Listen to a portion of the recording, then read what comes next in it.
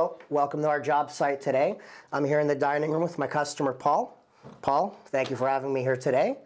Now we're going over some of the items that were important. I mean, obviously this is the second time you've hired me, but interestingly enough, you kept the original package. It was very important for people to know there are certain items that you must have from your contractor before hiring him. Reference sheet, very important, and I highly recommend at least 10 references plus. I mean, the age-old question of asking for 3 references, I don't believe cuts it anymore today.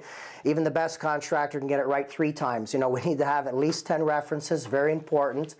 Ultimately, before you hire anybody to work in your home, it's your responsibility to make sure that they have liability insurance in place, you know, in case they cause any damage to your home or surrounding properties. Another very important item, and I know Paul had called this one in directly sometime last year, it's important that your contractor has a valid city license. Hamilton specifically requires contractors to have a general building repair license. So this means as a contractor, we've passed the test on the Ontario Building Code, and we also have proper insurances and coverages in place. So it's very important. I mean, people can go over all of these things. Now, Paul, in specific, this again is more than once we've presented you with a RRR work order, and I'm really curious. I'm excited. I'm happy you've hired us twice, but you never really told me before. What was the main reason you hired me last year? We went back and forth on that siding job quite a bit. Well, Bob, I got about 7 quotes. Okay. And you were the only guy who brought paperwork, credentials, and it's important. I know you're covered for this license, that license, and the other main reason was my house had asbestos siding, and you were the only guy who was willing to remove the siding and then cover it with the new siding. Everybody else just wanted to cover it up, and to me that wasn't the right way. I can't believe people would leave asbestos siding and then just cover it with vinyl. You have to be licensed. You have to have the proper licensing in place to dispose of that. So that becomes an environmental issue.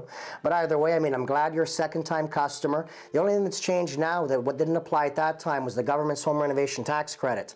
Now, in particular, Mark, if you'd be able to focus in on this, very, very important. You know, the government has quite a few requirements on this. One of which is that it's a licensed contracting firm with a valid GST number. So it's very important, again, that you keep your paperwork intact. This particular job does cover it. In the case now that we're working on your home, obviously we're refinishing your hardwood, we're doing your plumbing, we're doing your electrical. Very important also what we're not doing.